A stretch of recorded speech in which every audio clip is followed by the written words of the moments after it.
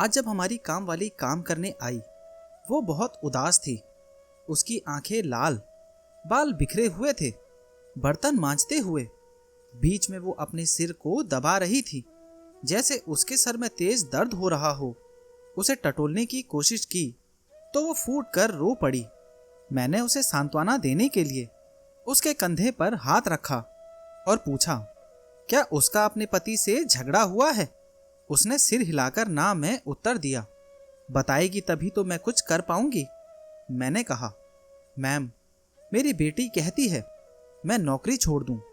उसकी सहेलियां उसे कहती हैं तेरी माँ स्कूल में चपड़ासी है। वो उसी स्कूल में पढ़ती है जहां मैं नौकरी करती हूँ। उसे शर्म आती है। उसका दावा है कि उसकी सभी सहेलियां अमीर घरों से है। उनके घरों में बहुत सामान है, खाना पीना है, पहनना ओढ़ना बहुत बढ़िया है। मैंने उसे समझाने की लाख कोशिश की। वो बुरी तरह प्रक्रिया देती है, घर छोड़कर भागने की धमकी देती है, रोती है, चिल्लाती है और भाग्य को कोसती है। मुझे समझ में नहीं आता मैं क्या करूं। आपको पता है, मेरा घरवाला कुछ खास काम नहीं करता। मन हुआ तो एक दो दिहाड़ी कर ली, मन नहीं हुआ तो गुटखा खाकर लेटा रहता है। 5 जनों का परिवार कैसे गुजारा होगा अगर मैं नौकरी छोड़ दूं या आपके घर आना बंद कर दूं? छोटी बच्ची तो है नहीं कि बात को समझ नहीं सकती। आपसे तो क्या छुपाना, हर चौथे दिन घर में हंगामा शुरू कर देती है। तुम्हारी बेटी कौन सी क्लास में पढ़ती है? मैम, 8वीं में पढ़ती है। पढ़ने में भी बहुत होशियार नहीं है। जब भी पीटीएम होती है उसकी टीचर शिकायत ही करती रहती है। ट्यूशन लगाने के लिए भी कहती है। मैं ट्यूशन के पैसे कहाँ से लाऊं? प्राइवेट स्कूल में उसे इसीलिए पढ़ा पा रही हूँ क्योंकि मेरी जॉब के कारण एक बच्चे की फीस माफ है, अन्यथा मेरे बस की कहाँ।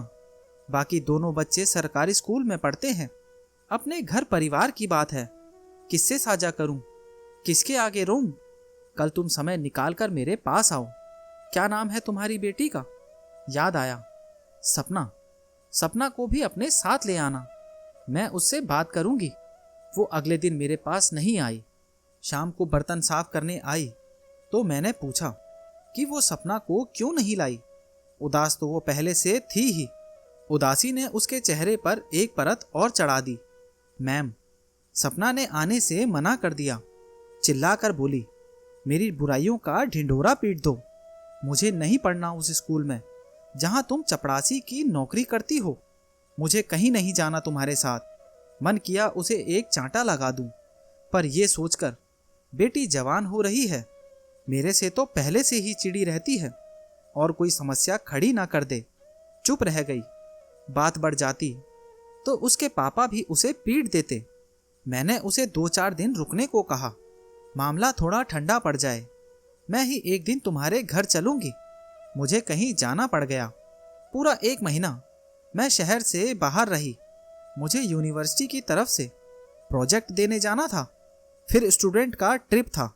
वापस आकर एक दिन बाद मैंने उसके घर जाने की बात कही तो मैंने देखा उसका चेहरा शांत था और वो बोली, सब ठीक हो गया है मैम, फिर कभी जरूरत पड़ेगी तो मैं आपसे जरूर कहूंगी। मेरी जिज्ञासा बढ़ी, बता तो सही क्या हुआ। सपना अब चुप रहने लगी थी। मेरी किसी बात पर कोई विशेष प्रक्रिया नहीं देती थी। एक दिन मुझे ऐसा लगा कि वो मुझसे कुछ कहना चाहती है। मैंने उससे कहा, ला, तेरे सर की मालिश कर दूं। बहुत दिन हो गए माँ से तेल नहीं लगवाया। हर बात पर ना करने वाली लड़की नारियल का तेल लेकर मेरे पास चुपचाप बैठ गई। मैंने उसकी चोटी खोली। खूब घने लंबे चमकीले बाल, बिल्कुल मेरे बालों की तरह। मेरी सपना सुंदर भी बहुत है मैम, आपने तो देखा ही है उसे। मैंने तेल लगाना शुरू किया। मन ही मन सोच रही थी इसको समझाने के लिए कुछ कहूं, इससे पहले मैं कुछ कहती। सपना बोली, सॉरी मम्मी, मैंने पिछले दिनों में आपको बहुत परेशान किया। मुझे पता चल गया है आप कितना परिश्रम करके पढ़ा लिखा रहे हो। पापा तो कुछ करते नहीं, आप ही हमारे खाने पीने का प्रबंध करते हो। मेरी जिद करने पर मुझे नए कपड़े दिला देती हो। पिछले दिनों स्कूल जाने के लिए साइकिल भी दिला दी। आज के बाद मैं आपको कभी तंग नहीं करूंगी। वो मेरी तरफ मुड़ी और मुझे गले लगा लिया। आंसुओं की धारा उसकी आंखों से गंगा जमुना की तरह बह रही थी। मेरी भी आंख भर आई। अपने आंसू पोंछकर उसे पानी पिलाया, पीठ थपथपाई। वो जब शांत हो गई, मैंने डरते हुए इस बदलाव का कारण पूछा। उसने बताया कि वो कई दिन पहले स्कूल वापसी पर अपनी सहेली के घर मुझसे बिना पूछे चली गई थी। वो दोनों सहेली बात कर रही थी कि उसकी मम्मी हमारे लिए कुछ खाने को लाई और हमारे पास बैठ गई। वो मेरे तथा आप सब के बारे में पूछने लगी। मैं अपने और आपके बारे में बताते हुए झिझक रही थी कि तभी आंटी बोली, मैं तुम्हारे बारे में श्रुति से सब सुन चुकी हूँ। मुझे ये भी पता है कि तुम अपनी मम्मी को तंग करती हो और उन्हें नौकरी छोड़ने पर मजबूर कर रही हो। मैं स्वयं तुमसे मिलना चाहती थी। कभी सोचा है अगर मम्मी जॉब छोड़ दे तो घर कैसे चलेगा? पापा तो कुछ करते नहीं। 5 लोगों का परिवार है। बेटे सब दिन एक जैसे नहीं होते। तुम्हें जानकर हैरानी होगी, मेरे मायके में भी कभी हमारा ऐसा ही हाल था। मेरी मम्मी लोगों के कपड़े सिलती थी। उन्होंने मेहनत की कमाई से हम भाई बहनों को पढ़ाया लिखाया और हमें हमारे पांव पर खड़ा किया। कोई काम छोटा बड़ा नहीं होता। मैं पढ़ लिख कर जॉब करने लगी तो घर का हुलिया ही बदल गया। वो आगे बोली, हर कोई अमीर पैदा नहीं होता। कल को तुम पढ़ लिख कर कमाने लगो, तुम सब के दिन बदल जाएंगे। मुझे पता लगा है तुम पढ़ाई में भी दिलचस्पी नहीं लेती हो। मेरे पास आया करो, मैं तुम्हें पढ़ाऊंगी। मैम, सपना ने आगे बताया कि वो श्रुति के घर कई दिनों से जा रही है।